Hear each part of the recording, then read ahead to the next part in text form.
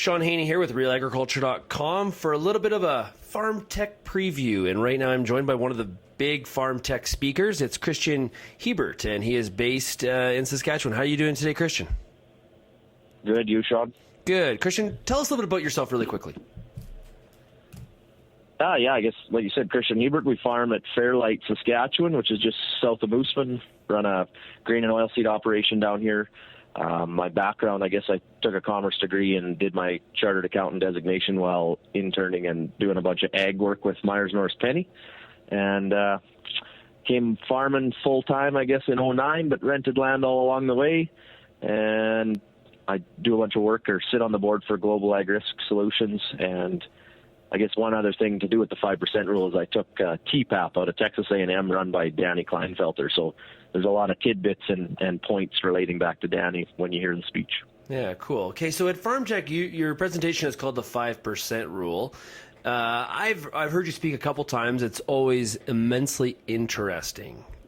For people that are going to hear you at Farm Tech, give them a bit of a preview. What is this 5% rule you're talking about? I guess it's simply trying to break down into small logical steps ways to improve your operation in order to better bottom line. I think there's a lot of good operations out there that with some minor adjustments could become great operations, but they're just looking for ideas or ways to get there. And there's also summer operations that are maybe looking for, what I like to call unicorns or great big home runs. They're going to change their operation when really it's a bunch of small ones. So the base of the presentation is just kind of showing in a base case if you had 5% more yield, which is only 2 bushels in canola, and you had 5% more price, which is only 50 cents, and you were able to drop your fixed costs, i.e., labor, power, machinery by 5%, which is about $17 an acre, you'd think 5% changes, it should only change your net income by 15%, right? However, since it multiplies and is cumulative, it actually is 117% increase to your net income.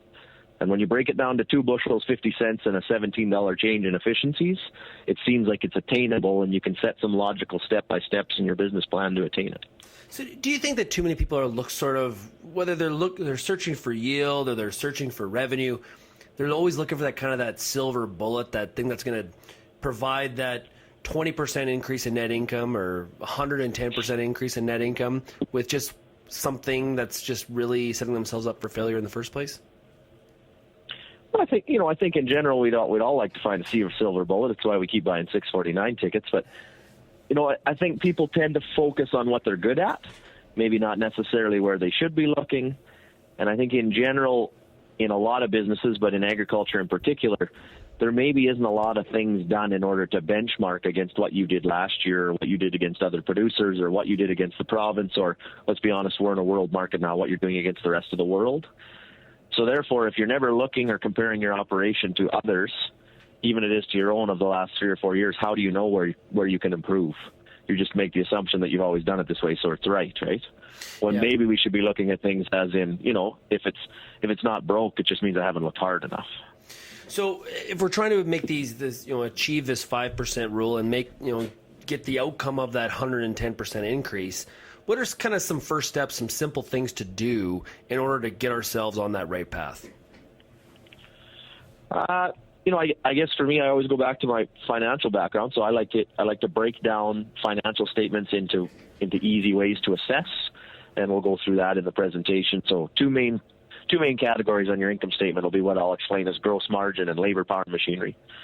And gross margin is the areas where you would focus on your yield and your marketing and your inputs. And so that's areas where, say, education on futures and options, right?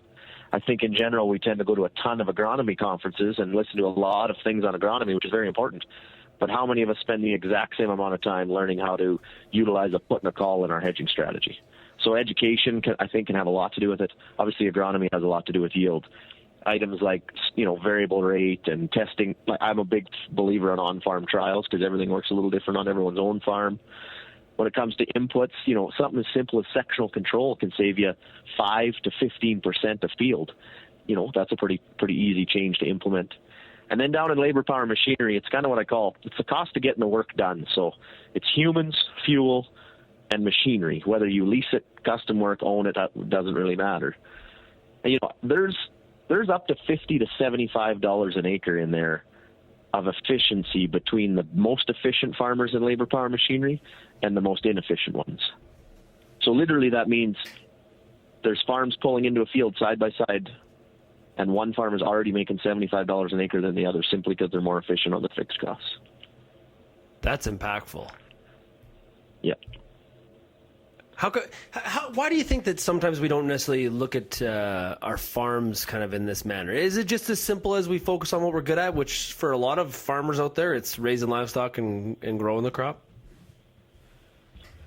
Yeah, well, and I don't even think we could pigeonhole it on farmers. I think it's on people in general. We like to focus on our strengths, not necessarily our weaknesses, right? And then I would say that, maybe in ag we've been a little slow to uptake the theory of running a farm like a business. You and I both know there's lots and lots of farms with $1, $2, $3, $5, $10, $15, $20 million in gross revenue. So that same business in town or in the city, they'd already have their 2016 budget prepared by the second week of January. Their books would be hours of being up to date.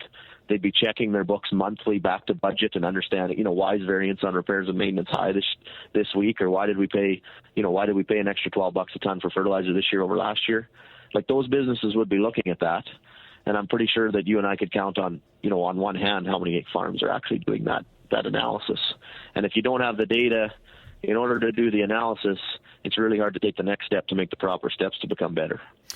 Well, like always, Farm Tech always has a great breadth of scope of speakers, and this year is no different. Did you know, Kristjan, that it's actually the whole conference is completely 100% sold out again this year? I saw on Twitter that it sold out last week. I'm really excited to come. Farm Tech's one show that I've never been able to attend, and I'm going to be able to be there for most of the first and second day. So I'm pretty excited even to take in a bunch of the other speakers and get to talk with growers. You are going to be impressed. And make sure you stop at the Real Ag Pub, which is on the trade show floor, and have a pint with me. I'm sure we can find a way to make that work. Sounds good, Kristjan. Okay, everybody that's going to Farm Tech, make sure you check out Kristjan's one of his concurrent sessions that is going on during the week. And Kristjan, we'll see you at Farm Tech. You bet. Thanks a lot, Sean.